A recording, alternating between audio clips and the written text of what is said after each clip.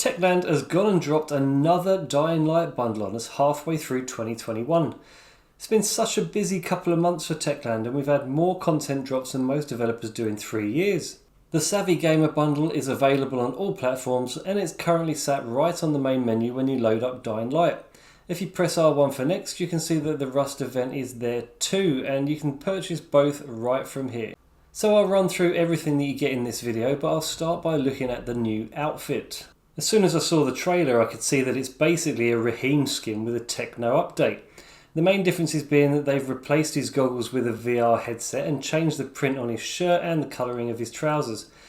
It was right at the top of the DLC outfits, and once I changed into it, I wanted to get a better look at it from the menu, and I have to say that it is a pretty cool skin. It actually looks like a more mature version of Raheem, to be honest, and it's like he's been resurrected as Robo Raheem.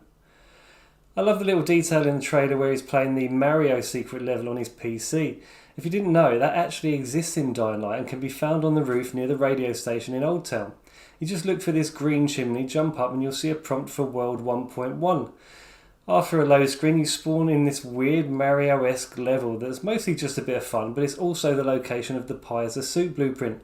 And that's kind of a wingsuit for doing jumps from the rooftops. Also, you've got the GRE information channel, which if you haven't seen before was first seen on the TV in the tower headquarters, and also it was the inspiration for this new RGB Axe-Pad weapon. Of course, the bundle blueprints can be found in the DLC weapons list, but I was really surprised to see that the bundle comes with LED meta arrows, of each type as well. I've no idea if they're actually any different, to be honest though.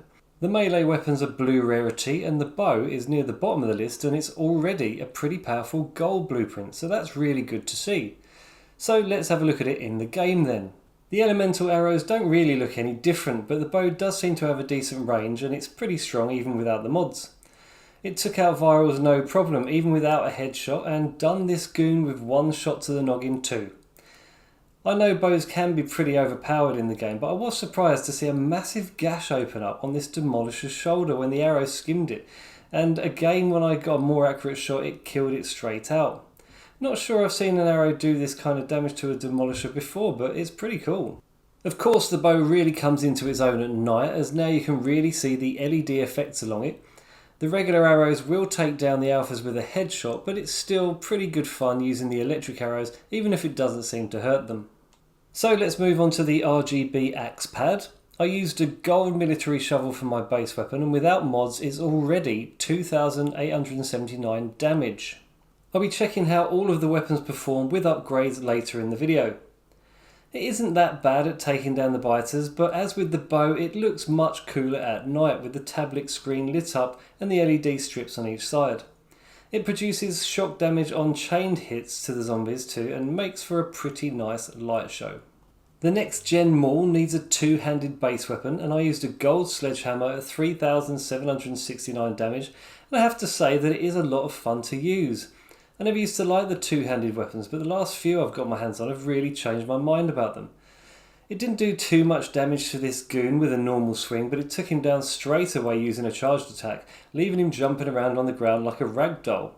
And it was equally fun when taking out crowds of biters too. This is the best looking weapon in the dark in my opinion, and again produces some great effects when using the charged attack. It doesn't really seem to bother the alphas with a normal swing, but that charged attack does take him out no problem. The 4 wheels Buggy Skin can be found in your DLC paint jobs, but of course that depends on having the following DLC first. As with the rest of the bundle, it's pretty bland in the daylight, but isn't a bad looking skin at night though. If you equip the UV lights, then it overpowers the LED effects, so I think it looks better without them. So let's see how much more damage we can get from these weapons using some upgrades. There are 2 mod slots for the bow, and I bumped it up to 3,100 damage with a couple of purple mods. 4 slots in the RGB Axe-Pad filled with another assortment of purple mods managed to boost it to 4,223 damage. And I used 3 king mods for the next gen Maul, making it a 5,276 damage weapon. So let's give them all a go. I couldn't really see much difference in the bow as it's pretty overpowered already, and yes, it one-shots the big guy, but it did before. The next gen Maul seemed really effective now, just mowing down everything with a charged attack, But the biggest improvement in performance came from the RGB Axe-Pad, which now seemed to produce shock effects with every single hit and was for that reason a lot more fun to use than it was earlier. So is this bundle worth the money? As always, I take the view that if it's something that you'll have fun using, then it's got to be worth the measly £2.49 price tag.